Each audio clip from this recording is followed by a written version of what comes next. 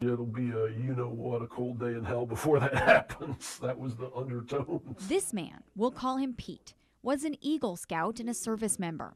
He has a business degree and is finishing a second bachelor's in religious studies.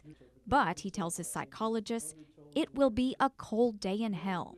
That's what he says a potential employer may as well have said when he applied for a job. Anytime you fill an application, always you're required, and it's there, have you committed a felony? Yes. What type of felony? Typically, you put sex offense, and you tell them you're willing to discuss it with them during an interview. Of course, usually when they see that, more often than not, you never get an interview. Pete says that it doesn't matter, that he's done a lot of good things in his life. All that matters is he's a sex offender. I'm sorry to say, it's not easy to do, but my offense was against my 2-year-old daughter. 10 years ago, Pete masturbated in front of the toddler. He says it happened after his wife denied him sex. Part of me almost was hoping she'd walk in to get her back, and she did. And of course, when she did, it was at that point that I realized, what an idiot I was being, and how stupid it was, and how wrong it was. A divorce, loss of any rights to his daughter, 6 months in jail, years of counseling, a lifetime of court supervision. And Pete doesn't know if he could have done anything differently. Of course, he wanted to. Almost daily I try to pray for my daughter, because when you're really wanting good for someone, it's hard to think about something that's bad for them. That's how he says he tries to keep from having sexual thoughts about her. He says he always will, though. He's just learned how to manage them. For me, personally, I don't think it's the way that I'm wired physically.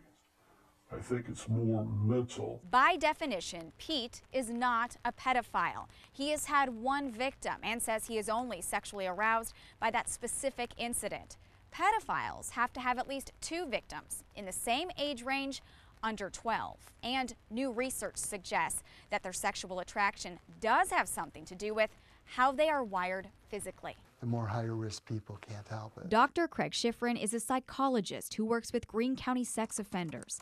The higher risk ones are the repeat offenders who, while he says can't help it, he's not 100% convinced do it because of DNA alone. I see it as multi-causal.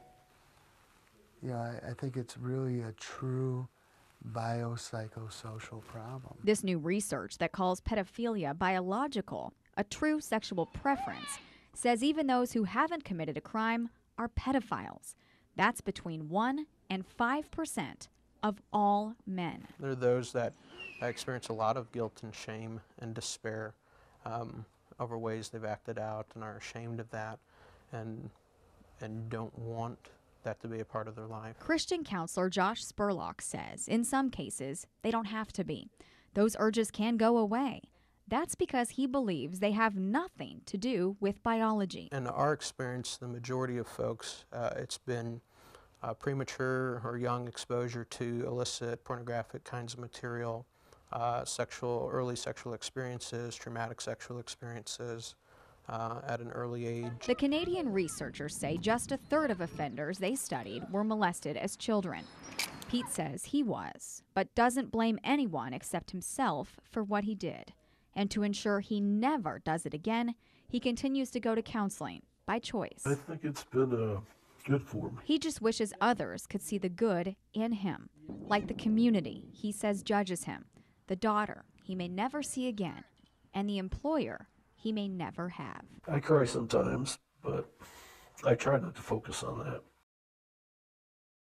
It's cold in there. It gets real cold in there. Cold. That's exactly how Mary Isaac describes the city of Eldon's attitude. All the rescue organizations, we don't want to fight with this city.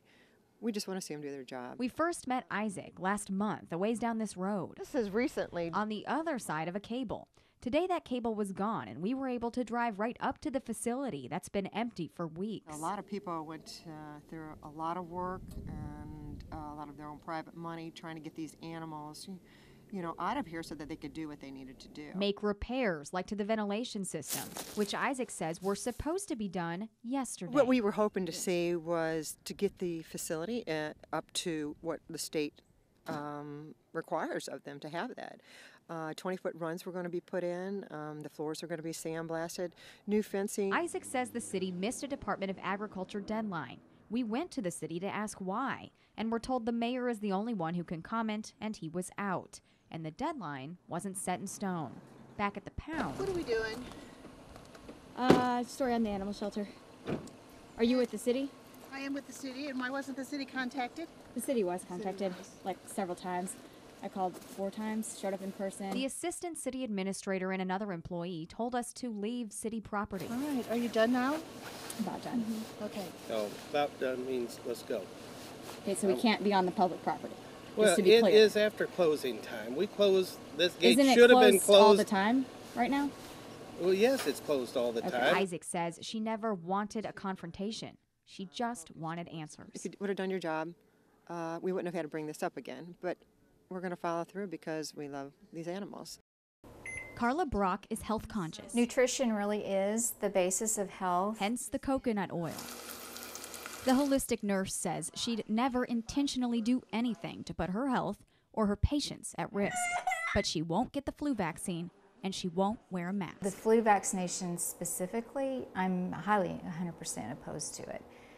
The flu vaccine each annual vaccine is predicated on last year's strains, for one. It's well established that people who get the vaccine actually still get sick. Brock got a religious exemption from Cox Health, but a few weeks ago, she and the rest of the 3% of exempt hospital employees were required to wear surgical masks. Her objection is based both on principle. The whole premise that the vaccinated people are safe, which is flawed and unproven, that just didn't make sense, that we were being isolated and singled out to wear the mask. And practicality. Brock says wearing a mask made doing her job very difficult. She typically talks to patients for 1 or 2 hours a day. Having the mask on made it tough for her to be understood.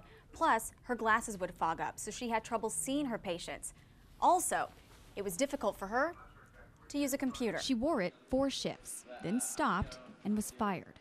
Cox maintains this is not the norm. I have had no employee pushback regarding the mask. The hospital says Human Resources decides what to do if policy is violated. But Brock says Cox violated its own policy. If you cannot receive the vaccination, you wear a mask. Or may be placed on a leave of status until the outbreak is over. She says she wasn't given the option to take time off. And now she has unlimited and unwanted time off. Based on their policies that I found, they wrongfully fired me. This is a public forum. A packed house at Fairgrove's bi-monthly Board of Aldermen meeting promised to be contentious. Are there any members of the public that wish to address the board or the mayor? But it didn't deliver. No one spoke the first time Mayor Tim Smith asked, and the second time... I came to know the mayor about 5 years ago when I ran a website that was focused on Springfield City Council. The lone speaker was a Springfield resident. And there's just some questions to the actions that really make me wonder what has happened. Who exceeded his 3-minute time limit, accepted time donations from other members of the audience, then proceeded to tear apart all 5 ordinance violations 4 aldermen listed as their grounds for impeachment. There's nothing of the actions of the mayor that violated Robert Rules of Order. In fact, the lack of a second in the motion dying is a classic example of Robert's Rules of Order. Mayor Smith and board members wouldn't talk about the reasons. The real debate concerns the process. The board voted in a surprise in about 40 seconds, and the next thing I know, I'm standing out on the sidewalk. And they believe I'm not the mayor anymore, and I'm pretty sure that we haven't followed process, and we got to get back to work. And it was very unusual what the man did. As soon as Tim said the meeting's called to order, Ray said, I make a motion we impeach the mayor. That's what happened May 28th and why Mayor Smith is suing. He says the board members, except Dennis Frame, the sole dissenter, met in secret to discuss impeachment and tried to oust him without a trial. There are 5 steps to the impeachment process. This is what they are. I did not violate the Sunshine Law, and I'd like for somebody to show me when and where I did. Now that's for a judge to decide. Until then, it really is business as usual. Roof repair and guttering replacement. In front of an unusually large audience.